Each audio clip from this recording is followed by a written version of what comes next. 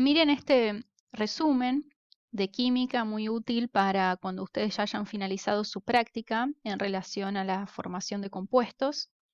Les voy a explicar para que entiendan. X fue el símbolo que yo elegí, la letra que yo elegí para representar al elemento no metal. Y la Y, griega, ¿sí? Utilicé esta letra para representar al elemento metálico. Entonces, ¿qué hice? Indiqué que si al elemento no metal, ¿sí? Lo hago reaccionar con hidrógeno, por eso dice más hidrógeno, molécula diatómica, vamos a obtener un hidruro no metálico. El hidruro no metálico tiene la característica de que en su fórmula comienza primero con hidrógeno y luego escribimos el símbolo del elemento no metal. Como la carga aquí, ustedes lo pueden agregar en el resumen, ¿sí? Para mejorarlo, pueden decir que aquí arriba del hidrógeno indiquen que el mismo actúa con carga +1, ¿sí? Positiva y unitaria. Entonces, la carga del elemento no metal, también escriban acá, aclárenlo, es la menor y negativa. Es el menor estado de oxidación posible que figura en la tabla periódica y negativo. Entonces, una vez que cruzamos las cargas, es lógico que si el hidrógeno actúa con carga +1, aquí no vamos a tener ningún número, ¿sí? A la derecha, digamos, el subíndice del elemento no metal. Sino más bien podemos llegar a tener algún subíndice en el hidrógeno. Puede que sí, puede que no. Si es un 1, si el no metal está actuando con -1, como el cloro, como el flúor, como el bromo, como el yodo, las cargas se cruzarán y no queda absolutamente ningún subíndice escrito, ¿sí? Porque sería un 1. El nombre de un hidruro no metálico corresponde a tomar el nombre del elemento no metal y agregarle el sufijo uro al final. Por eso yo escribí estas rayitas, como diciendo elemento no metal, y el sufijo uro. Si al hidruro no metal lo agregamos en agua, más agua, hidruro no metálico, le agregamos agua, tenemos el hidrácido. El hidrácido tiene la misma fórmula que el hidruro del cual proviene, pero cambiamos el nombre. ¿Sí? Cambia el nombre diciendo ácido, aquí va el nombre del no metal, hídrico. ¿Sí?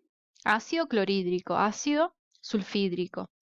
Obviamente, como es un ácido, tiene características ácidas cuyo principal característica es que el pH es menor a 7. ¿Sí?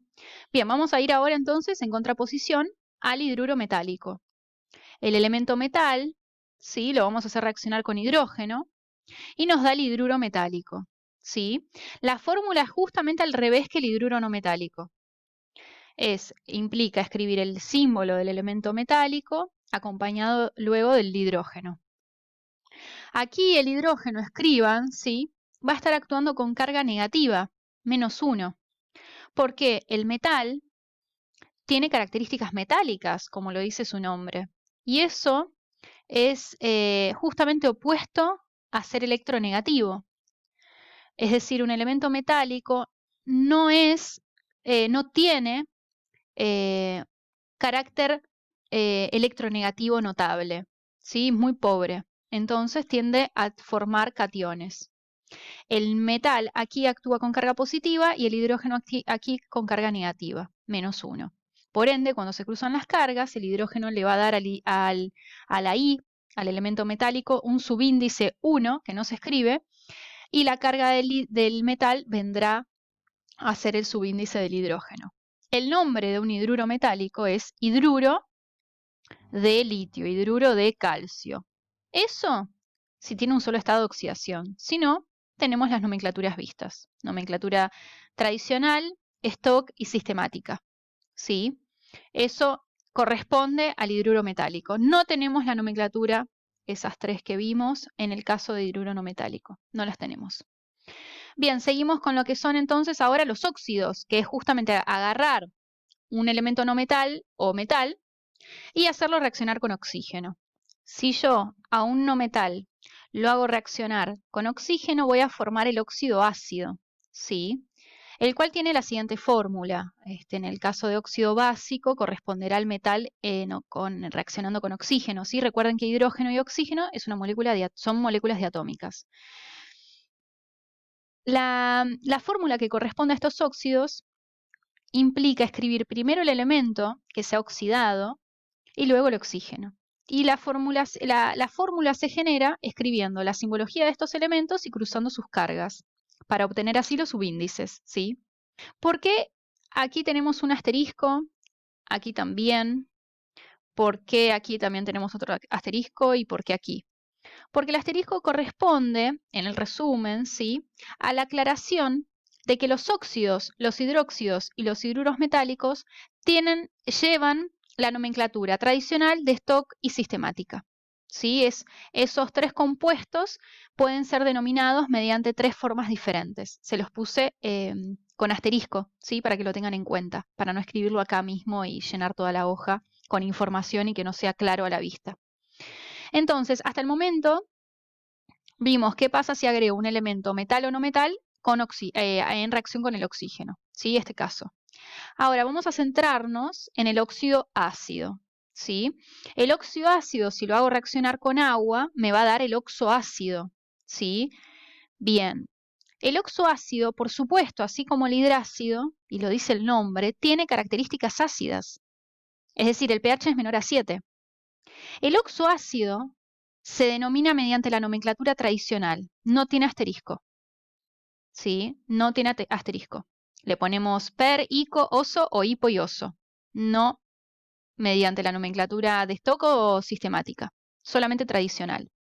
La fórmula de un oxoácido implica escribir primero el hidrógeno, luego el elemento no metal y luego el oxígeno. Estos subíndices, aclárenlo si quieren en el resumen aquí mismo, la fórmula sí o sí se logra realizando la reacción de formación del ácido. Sí o sí.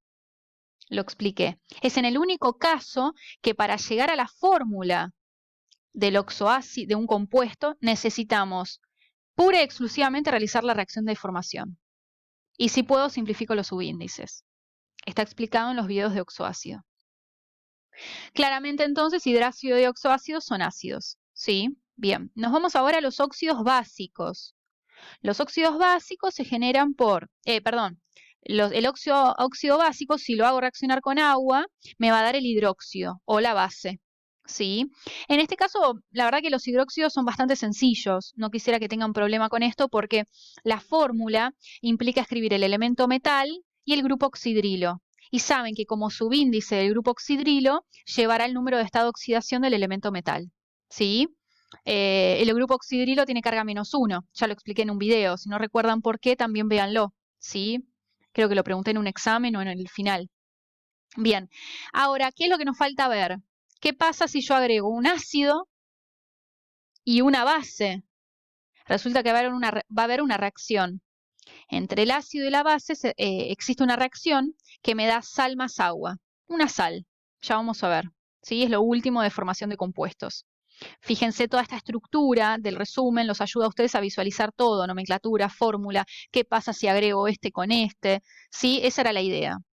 Y al final planteo la nomenclatura tradicional, recuerden que lleva per e ico para el más alto de los 4 estados de oxidación, lleva ico, lleva oso, ¿sí?, para casos intermedios o cuando tienen 2 estados de oxidación, por eso puse el número 2, e hipo y oso llevará para el más bajo, cuando tenemos 3 o 4 estados de oxidación. Stoke dice que hay que aclarar en números romanos el estado de oxidación del elemento, entre paréntesis. Y la sistemática implica colocar mono, tri, tetra, penta, ¿sí? El prefijo para indicar las cantidades. Nunca, nunca, nunca coloquen mono al elemento. Es decir, el monóxido de carbono, algunos que no prestaron atención, van a escribir monóxido de monocarbono. Y yo les dije que esto no existe. ¿Por qué? Porque el mono, el prefijo mono, se agrega únicamente a la palabra óxido, a la palabra hidróxido, ¿sí? Pero no al al elemento, ¿sí?, del cual se está tratando este compuesto. Bien, espero que les haya servido. ¿sí? Para una especie de resumen, ¿sí? Los ayudé a construirlo y la idea es que se les facilite el estudio de esta manera, inclusive para el final.